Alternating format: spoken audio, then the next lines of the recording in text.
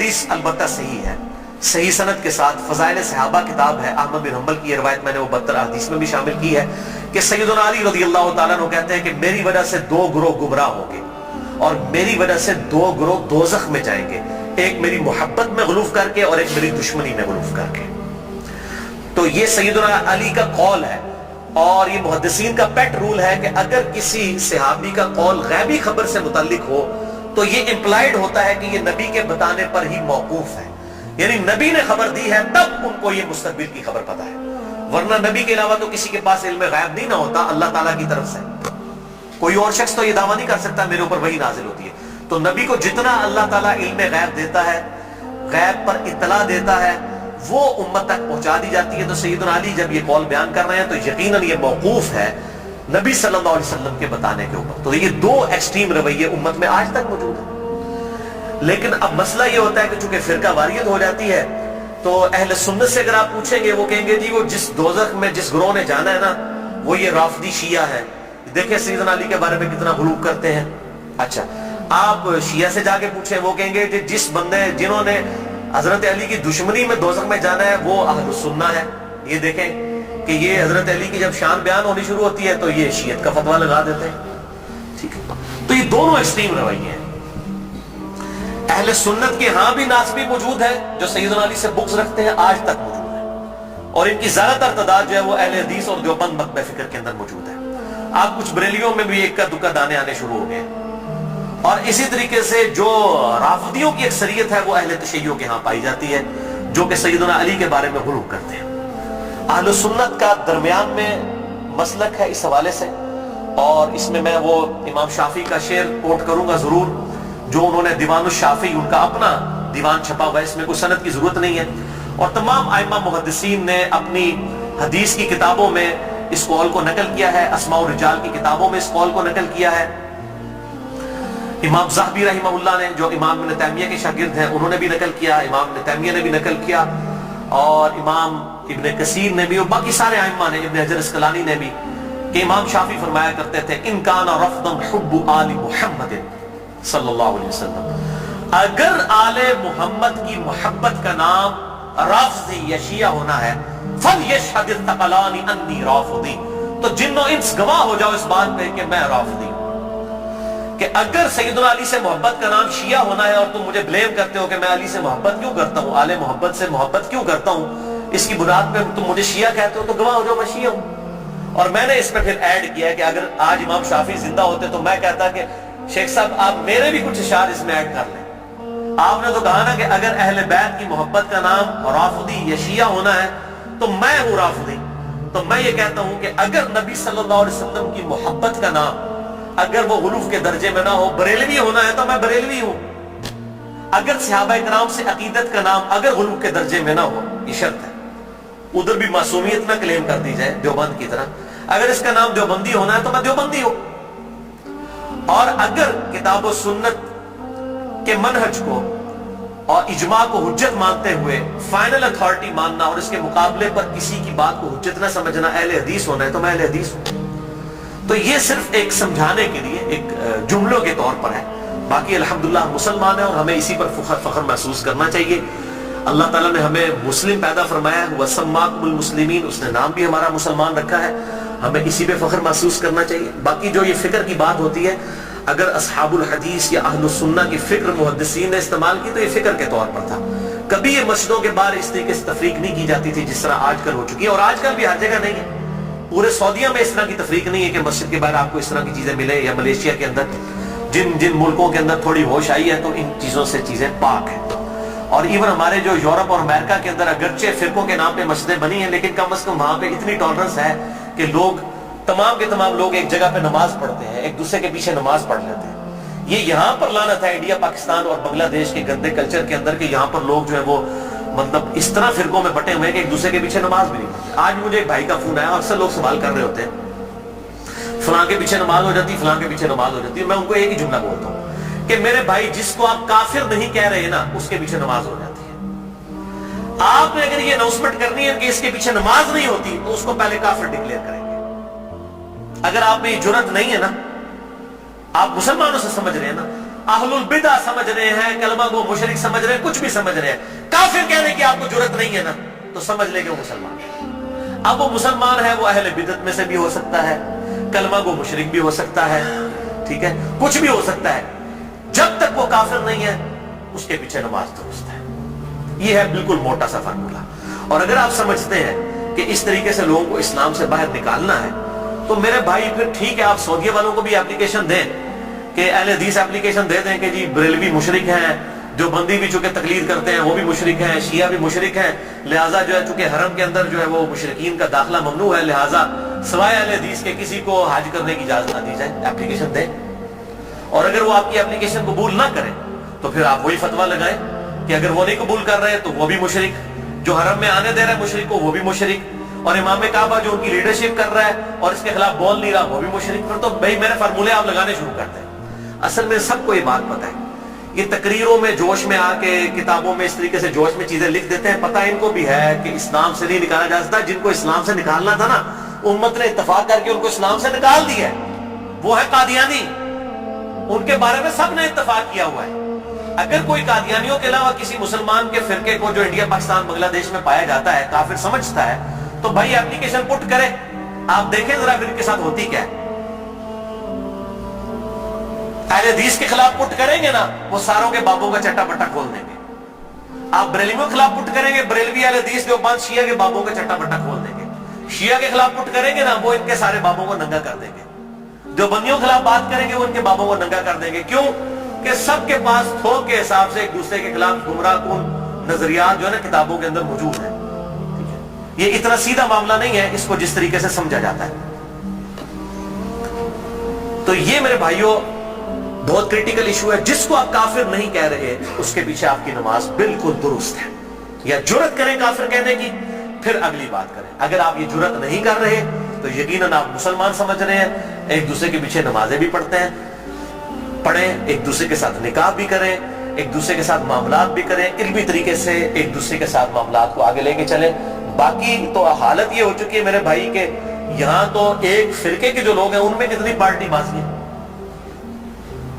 एक घर के अंदर एक फिरके के लोग हैं, उनमें पार्टी मौजूद है। कोई एक जमात के साथ है, कोई दूसरी जमात के साथ है। वो कहते हैं कुर्बानी की खाल मैं उन्होंने देनी है, वो कहता है मैं उन्होंने देनी है। और मौलवी का बस चले तो थोड़ी खाल के ला के ला जाएगी चले जाए। बिल्कुल कई लोग ऐसे मिले हैं, वो कहते हैं जी हम दो बकरे इसलिए देते हैं कि जी वो हमने एक जो है वो इस पार्टी को देना, दूसरी पार्टी को देना, वरना वो नाराज हो जाएगी। और दोनों का मसले एक ही है। और इसके अलावा सियासी बुनियाद पर जो डिवीजन हुई है वो अलग से है। तो डिवीजन तो बहुत ज्यादा है। और फिर कहते हैं जी वो हम आपस में एक दूसरे को गुमराह तो नहीं समझते, गुमराह नहीं समझते। तो मेरे भाई एक दूसरे का इस लेवल तक आप रद्द करते हैं कि मस्जिदें छीन लेते हैं एक दूसरे से। अगर गुमराह समझ रहे तो तभी मस्जिद छीनते हैं ना। मस्जिद क्यों छीनी जाती है कि मेरे वाले करें? तो यहाँ सीधा सीधा पब्लिक को बताएं कि ये मस्जिद जो है ये हमारे चंदे बटोरने के अड्डे हैं। तो चूंकि इधर से हमने चंदे बटोरने होते हैं, आपकी चमड़ियां उतारनी होती है, इसलिए हम मस्जिदें आपसे छीन रहे होते हैं। तो बताएं पब्लिक को, यही बात हो सकती है ना। तो या फिर अगर ये नहीं कह रहे तो आप जाहिर है दूसरों को गुमराह समझ रहे हैं। गन पॉइंट के ऊपर एक दूसरे की मस्जिदें छीनते हैं, लड़ाइयां करते हैं और फिर कहते हैं कि हम एक ही हैं। कोई एक नहीं होते मेरे भाई। देवबंद का ममाती गिरोह, हयाती गिरोह, इतने एक्सट्रीम इख्तिलाफात हैं आप सोच भी नहीं सकते। बरेलवियों के अंदर आप आ जाए, दावत इस्लामी को देख लें और डॉक्टर तैयब कादरी साहब और सैफियों की पार्टी जमीन आसमान की तरफ आता है। अहले हदीस के अंदर आप आ जाए, वहां पे जमात दावा को देख लें, जमीयत अहले हदीस को देख लें, जमीन आसमान की तरफ आता है। मैं मतलब जो कहते हैं ना कि पंजाबी मुहावरा दाइयां को नहीं टेढ़ छुपे होते हैं। मैं तो सारे नाल रहा, मुझे तो पता है इनकी साहब की क्या सूरत हाल है। चंदों की बुनियाद के ऊपर लड़ाइयां होती हैं और बाज़ औक़ात जो है वो असला तक निकाल लिया जाता है, मस्जिदों के ऊपर कब्जा कर लिया जाता है, मस्जिदें बंद हो जाती हैं। हमारे खुद इस्लामाबाद में एक अहले हदीस की मस्जिद 1 साल तक बंद रही है, सिर्फ 2 पार्टियों के झगड़े की वजह से। और फिर अल्टीमेटली जो है वो बड़ी मुश्किल के साथ इशू जो है वो रिजॉल्व हुआ। और इस हद तक हो गई कि इमाम मस्जिद को धमकी लगाई जाती थी, अगर तूने उधर जाके इमामत कराई ना तो तेरी लता बांध देंगे, इस लेवल तक। और उस मस्जिद के दाएं तरफ एक पार्टी ने खैमा लगाया, बाईं तरफ एक पार्टी ने खैमा लगाया, दोनों जो है वो नमाजें पढ़ा रहे हैं और दोनों ने अब स्पीकर लगाए हुए हैं और एक दूसरे की तरफ रुक किए हुए, नमाजी अंदर 4-5 हैं। ये हालत है मौलवियों की। तो मैं ये समझता हूं कि इस्लाम के खिलाफ सबसे बड़ी साजिश जो है ना ये उलमा है। और ये बात मेरी बुरी ना मानिएगा, सूरह अल-अराफ के अंदर अल्लाह ताला ने आयत नंबर 175 ऑनवर्ड अगर आप पढ़ना शुरू करेंगे तो अल्लाह तबारक व तआला ने उलमाए सू की मिसाल जो है कुत्ते की सी दी है। अल्लाह ताला माता है जो उलमा बलआम बिन बाऊरा एक बहुत बड़ा आलिम था यहूदी, उसकी मिसाल अल्लाह ताला ने दी है कि इसकी मिसाल कुत्ते की सी है कि इसको कोई चीज मिलती है तब भी ये जुबान हाँफता रहता है, ना मिले तब भी हाँफता रहता है। वो लालची है ना, यानी कुत्ते का काम ये है कि वो लालच में जुबान बाहर निकाल के रखे, चाहे पेट भरा हुआ हो या ना हो। उलमा की मिसाल अल्लाह ताला ने कुत्ते की दी है कुरान हकीम के अंदर। आप अंदाजा करें कितनी सख्त मिसाल है। हम भी ये बात करते हैं, पंजाबी जी मुहावरा है कुत्ती चोराना रली है, सुने ना, यानी चोर से बचाने के लिए घर की हिफाजत के लिए कुत्ता रखा जाता है। जब कुत्ता ही चोरों को बताना शुरू कर दे कि फलां कीमती माल फलां जगह पे इसको लूट लो, तो इसको पंजाबी में कहा जाता है कुत्ती चोराना रल गई है, यानी कुत्ता जो है वो उल्टा चोरों के साथ मिल गया। हमारे उलमा की भी मिसाल यही है, वो उलमा जो अपनी पब्लिक को ये कह रहे हैं कुरान और सुन्नत डायरेक्ट ना पढ़ना गुमराह हो जाओगे, तो ये इससे बड़ी क्या दुश्मनी है। हम गैर मुस्लिम को कैसे कुरान पेश करेंगे अगर हम अपने मुसलमान भाई को ये कह रहे हैं कुरान डायरेक्ट ना पढ़ना गुमराह हो जाओगे। क्यों कह रहे होते हैं? क्योंकि उनको पता है कुरान में वो कुछ लिखा है जो हमारे कीदों और हमारे बाबों के कीदों के खिलाफ है। अगर ये बात करेंगे तो गुमराह ही होगा। तो ये जो पट्टी पढ़ा रहे हैं, मुझे पता है इससे बड़े इस्लाम के दुश्मन कौन है। अब आप इनकी पगड़ियों से, दाढ़ियों से, तस्बीहों से, इनकी शक्लों से धोखा ना खाएं। इस्लाम के बहुत बड़े दुश्मन है ये लोग। अल्लाह ताला इनके शर से महफूज फरमाए। तो बात कहां से कहां निकल गई। अल्लाह ताला फरमाता है हमने माँ बाप, तो इनको माँ और बेटे दोनों को जहान वालों के लिए बहुत बड़ी निशानी बनाया था। इन्न हादिही उम्मतुकुम उम्मतन वाहिदा, ऐ नबियों के मानने वालों ये सब की सब उम्मतें, तमाम नबियों के पैरोकार और अंबिया की तालीमात एक ही। व अना रब्बुकुम फअबुदून, और मैं तुम्हारा रब हूं बस मेरी ही इबादत करो। यानी ईसा, मूसा, इब्राहिम, नूह अलैहिमुस्सलाम और मोहम्मद रसूलुल्लाह सल्लल्लाहु अलैहि वसल्लम ये एक ही दरख्त की शाखें हैं, एक ही दरख्त के फल हैं। ये कोई डिफरेंट तालीमात नहीं है, बुनियादी अकायद सेम है। हाँ, वक्त के साथ साथ अल्लाह ताला ने शरीयत के अंदर कुछ तब्दीली की, लेकिन बुनियादी अकीदा तौहीद सब का सब एक। और वही अल्लाह ताला ने बात कर दी, व अना रब्बुकुम, और मैं हूं तुम्हारा रब, फअबुदून, बस मेरी इबादत करो। व तक़त्तअू अमरहुम बैनहुम, मगर लोगों ने पारा पारा कर दिया आपस में दीन को। कुल्लुन इलैना राजिऊन, सब के सब को लौट कर हमारे पास आना है।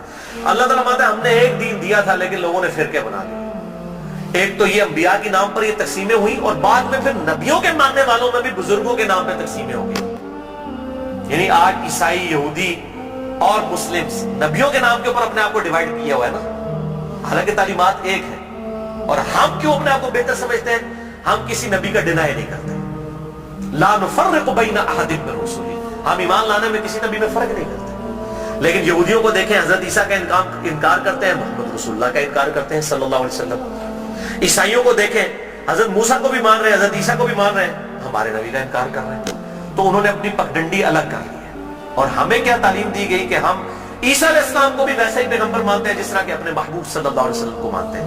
हमारे नजदीक नबी सल्लल्लाहु अलैहि वसल्लम का इनकार करने वाला भी वैसे ही काफिर है जिस तरह किसी एक पैगंबर का इनकार करने वाला काफिर है। सेम ये अल्लाह ताला ने। लेकिन फिर उम्मत के अंदर क्या हुआ? नबी सल्लल्लाहु अलैहि वसल्लम तो चले गए, और आप सल्लल्लाहु अलैहि वसल्लम के बाद वक्त जब गुजरता गया, लोगों ने अपने बुजुर्गों, बाबों के नाम के ऊपर फिरके खड़े करना शुरू कर दिए। उसमें बुजुर्गों का कसूर नहीं था, यानी इमाम हनीफा, इमाम शाफी, इमाम अहमद बिन हंबल, इमाम मालिक रहमहुल्लाह अजमईन अलैहिमुस्सलाम रज़ियल्लाहु अन्हुम अजमईन, उनका कोई कसूर नहीं है। उन्होंने कहीं नहीं कहा कि हमारे नामों के ऊपर आप फिरके बनाए, अपने हमारे नामों के ऊपर चीजों को डिवाइड कर दें। उनकी कहीं ये तालीमात नहीं थी। उनकी तालीमात तो ये थी कि अल्लाह और उसके महबूब सल्लल्लाहु अलैहि वसल्लम को फॉलो किया जाए, अल्लाह और उसके महबूब सल्लल्लाहु अलैहि वसल्लम की तालीमात को लेकर चला जाए। उन्होंने कहीं नहीं कहा कि हमारे नामों के ऊपर आप फिरके बना लें। तो मैं उनको कंडेम नहीं कर रहा। आज जब हम ईसाइयों को कंडेम करते हैं, माअज़ल्लाह अस्तगफिरुल्लाह, हमें कभी गुमान भी नहीं होता कि हजरत ईसा अलैहिस्सलाम की हम तौहीद कर रहे हैं। हम तो कह रहे होते हैं क्रिश्चियनिटी गलत है, ईसा अलैहिस्सलाम तो वजीहन फिद दुनिया वल आखिरह, उनका कौन इनकार कर सकता है? उनसे तो हम मोहब्बत करते हैं, उनकी मोहब्बत को हम अपने ईमान का हिस्सा समझते हैं। लेकिन इन बुजुर्गों के नाम के ऊपर फिरके बनना शुरू हुए, फिर आगे चलता रहा काम यहां तक पहुंचा कि अब आप देखें कि इस हालत तक बिगाड़ आ चुका है कि इंडिया पाकिस्तान के अंदर एक इमाम हनीफा रहमहुल्लाह के नाम पे फिरका बनाने वाले लोगों की अपनी हालत ये हो गई है, उन्होंने अपने इधर जो 14वीं सदी के दो बाबे थे उनके नाम के ऊपर फिरके बना लिए, बरेलवी और देवबंदी। दोनों अपने आप को हनफी कह रहे हैं, دونوں اپنے آپ کو کہہ رہے ہیں کہ ہم امام حنیفہ کے پیروکار ہیں، اور دونوں ایک دوسرے کو ماشاءاللہ کافر بھی سمجھتے ہیں، گستاخ رسول بھی سمجھتے ہیں، مشرک بھی سمجھتے ہیں، ایک دوسرے کے پیچھے نمازیں پڑھنے کے قائل نہیں ہیں، اور اسی نام کے اوپر انہوں نے مسجدیں بھی الگ کر لی ہوئی ہیں، اور اس حد تک کہ آپ مسجد کے بارے میں دیکھتے ہو لکھا ہوتا ہے اہل سنت والجماعت، بریکٹ میں لکھا ہوتا ہے حنفی، پھر آگے مزید بریکٹ لگائی ہوتی ہے دیوبندی۔ یعنی آپ دیکھیں کہ کس لیول تک ڈیوائیڈ کر دیا، کس لیول تک ڈیوائیڈ کر دیا امت۔ تھوڑا آگے ہو جائے، آگے ہو جائے۔ اور میں حیران ہوتا ہوں کہ انڈیا کے 2 شہروں کی بنیاد کے اوپر امت کو ڈیوائیڈ کر دیا۔ یہ دیوبند اور بریلی انڈیا کے 2 شہر ہیں، اس کے نام کے اوپر ڈویژن کر دی ہوئی ہے۔ یہی حال اہل حدیث کا ہے، کبھی اپنے آپ کو اہل حدیث کہیں گے، کبھی سلفی کہیں گے، کبھی کہیں گے غربا اہل حدیث، کبھی کچھ، کس لیول تک بگاڑ آ گیا۔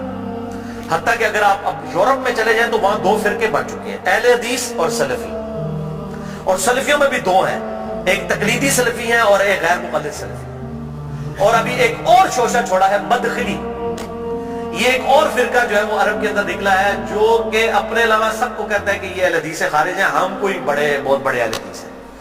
یہی ہوتا ہے میرے بھائیوں، جب یہ پارٹی بازی شروع ہوتی ہے نا، اس کا انجام یہی ہوتا ہے۔